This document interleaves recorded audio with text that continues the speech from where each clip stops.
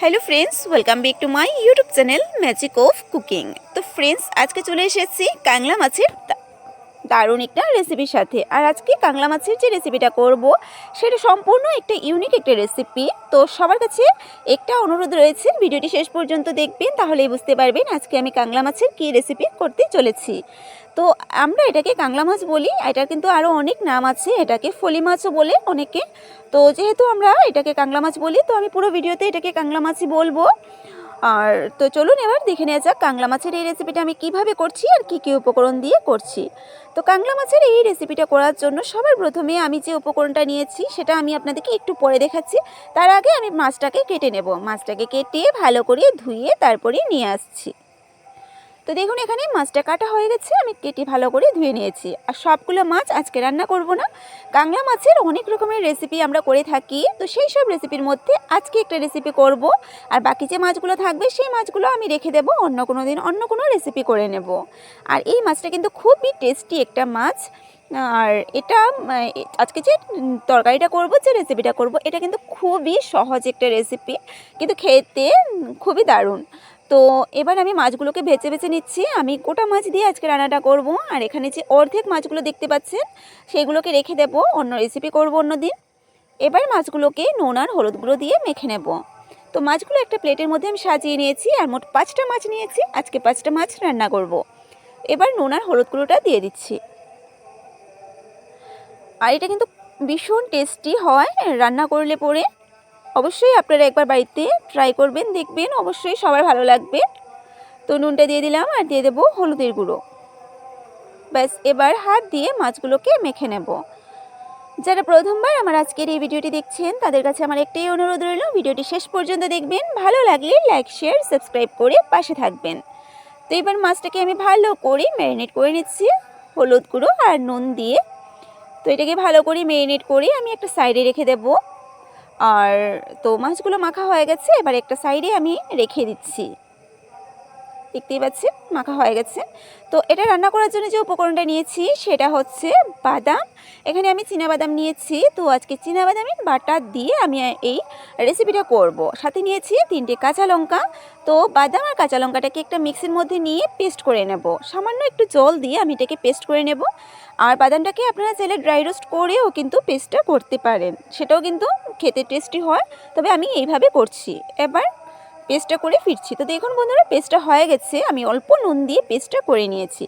এবার গ্যাসটা অন করে আমি একটা কড়াই বসিয়ে কড়াইটাকে হাই হিটে গরম করে নিয়েছি। এবারে দিয়ে দেবো সর্ষের তেল। সবার প্রথমে মাছগুলোকে ভেজে নিতে হবে। আর কাংলা মাছ যেহেতু আমি রান্না করছি, তো কাংলা মাছটা তো খুব একটা বেশি ভাজতে হয় না। তো দেখুন তেলটা গরম হয়ে গেছে, আমি কড়াই চারিপাশে তেলটা লাগিয়ে নিচ্ছি। এবার তেলের মধ্যে সামান্য নুন আমি দিয়ে দিচ্ছি। যে কোনো মাছ ভাজা করার সময় যদি তেলের মধ্যে সামান্য নুন বা হলুদ গুঁড়ো দিয়ে দেন, তবে কিন্তু মাছগুলো কড়াইয়ের নিচে লাগার সম্ভাবনাটা কমে যায়। তো চেষ্টা করবেন এইরকম নুন বা হলুদ গুঁড়ো দিয়ে দিতে। এবার আমি কাংলা মাছগুলোকে ভেজে নেব। তো প্রথমে আমি 3টে ভেজে নিচ্ছি, তারপরে যেহেতু 5টা করছি পরে আমি 2টো মাছ ভেজে নেব। তো মাছগুলোকে আমি হালকা করে ভাজবো। আর কাংলা মাছ কিন্তু খুব একটা বেশি ভাজলে পরে খাওয়া যায় না, শক্ত হয়ে যায়। কাংলা মাছটাকে হালকা করেই ভাজতে হয়। আর কাংলা মাছ তো খুবই টেস্টি একটা মাছ, বা ফলি মাছ যাই বলেন। তো মাছের এক সাইডটা ভাজা হয়ে গেছে, আমি এবার উল্টে দিচ্ছি। 2 সাইডটাকে ঠিক এইরকম হালকা করে ভেজে নেব। আর গ্যাসের আঁচটাকে আমি একদম লোতে রেখেছি। লোতে রেখে মাছগুলোকে উল্টে পাল্টে ভেজে নেব। সাথে থাকুন আর ভিডিওটি শেষ পর্যন্ত দেখতে থাকুন। তো দেখুন মাছগুলো আমার উল্টে পাল্টে ভাজা হয়ে গেছে, খুব একটা বেশি ভাজিনি, দেখতেই পাচ্ছেন একটু হালকা করে ভেজে নিয়েছি। এবার মাছগুলোকে তেল ছড়িয়ে তুলে নেব। আর আজকে যে কাংলা মাছগুলো আমি রান্না করছি সেগুলো সাইজে একটু ছোট বলে আমি এরকম গোটা গোটা মাছ দিয়ে করছি। আর যদি বড় সাইজের মাছ হয় তাহলে আপনারা কেটে তারপরে 2-3 পিস করে রান্নাটা করতে পারবেন। এবারে দিয়ে দিলাম পরের বেছে 2টো মাছ। এবার উল্টে পাল্টে ভেজে নেব। তো ফাইনালি মাছগুলো আমার ভাজা হয়ে গেছে, আমি উল্টে পাল্টে মাছগুলোকে ভেজে নিয়েছি। ব্যাস, এবার মাছগুলোকে তেল ছড়িয়ে তুলে নেব। তো এবার মাছগুলোকে তুলে নিচ্ছি। তো তো মাছ ভাজা সেই তেলের মধ্যে এবার বাকি রান্নাটা শুরু করছি। এবারে ফোড়নটা দিয়ে দেবো, আর ফোড়নে নিয়ে নিচ্ছি সামান্য কালো জিরে। আপনারা চাইলে এখানে গোটা জিরেও দিতে পারেন। ব্যাস এখানে আমি কিন্তু সরাসরি এবারে দিয়ে দিচ্ছি বাদাম বাটাটা। যে চিনে বাদামটা আমি বেটে রেখেছিলাম সেটা, আর কাঁচা লঙ্কার যে একসাথে বেটেছিলাম সেটা দিয়ে দিলাম। এবার মিক্সিটা ধুয়ে অল্প জল এখানে অ্যাড করে নিচ্ছি। এখানে আমি জলটা দিয়ে দিচ্ছি, একসাথে আমি মশলাটাকে কষিয়ে নেব। তো বাদাম বাটাটা দিয়ে দিলাম, কাঁচা লঙ্কার বাদাম বাটাটা দিয়ে দিচ্ছি। এবার পরিমাণ মতো নুনটা দিয়ে দেব। গ্যাসের আঁচটাকে লো টু মিডিয়াম আঁচে রেখেছি, লো টু মিডিয়াম আঁচে রেখে এবার বাকি রান্নাটা করব। আর দেখতেই পাচ্ছেন কিন্তু এত টেস্টি একটা খাবার, কিন্তু এটা বানাতে খুবই যেমন সময় লাগে না, তেমনি কোনো মানে আলাদাভাবে কোনো মশলাও এখানে দিতে হয় না। নুন, হলুদ গুঁড়ো, লঙ্কা গুঁড়ো দিয়ে দিলাম, ব্যাস আর কোনো কিছুই লাগবে না। এবার মশলাটাকে ভালো করে কষিয়ে নেব, আর বাদামটাকেও নাড়াচাড়া করে ভেজে নেব। বাদামের যে কাঁচা ভাবটা থাকবে সেই ভাবটা যাওয়ার জন্য এটাকে ভেজে নিতে হবে। তো একটু সময় নিয়ে এবার এটাকে ভেজে নেব। তো মশলার সাথে আমি বাদাম বাটাটাকে ভালো করে ভেজে নিচ্ছি, একসাথে সব কিছু ভাজা হয়ে যাবে। তো এবার এটাকে ভালো করে নাড়াচাড়া করতে করতে আমি ভেজে নেব। মশলার মধ্যে সামান্য মশলা এখানে আমি দিলাম, আর লঙ্কা গুঁড়োটা আপনারা চাইলে দিতে পারেন, নাও দিতে পারেন, শুধু কাঁচা লঙ্কা দিয়েই করতে পারেন। তো দেখুন মশলাটা আমার কষানো হয়ে গেছে, আমি খুব ভালো করে মশলাটা কষিয়ে নিয়েছি। দেখতেই পাচ্ছেন মশলাটা তেল ছেড়ে দিয়েছে, একদম পারফেক্টলি মশলাটা আমার কষানো হয়ে গেল। ব্যাস এবার এখানে আমি দিয়ে দেব ভেজে রাখা মাছগুলো। এবারে সবার প্রথমে আমি মাছগুলো দেব, তারপর আমি এখানে জল অ্যাড করব। তো দেখুন মশলাটা একদম কষানো হয়ে গেছে। ব্যাস এবার আমি দিয়ে দিচ্ছি ভেজে রাখা কাংলা মাছ বা ফলি মাছগুলো, এক এক করে আমি দিয়ে দিচ্ছি। সমস্ত মাছ আমি এবার দিয়ে দিলাম।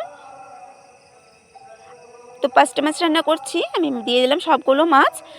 ব্যাস আর এবার আমি অল্প জল এখানে অ্যাড করব, খুব বেশি জল দেব না, কারণ এটা একদম মাখা মাখা টাইপের হবে, একদম মানে ঘন গ্রেভির একটা তরকারি হবে।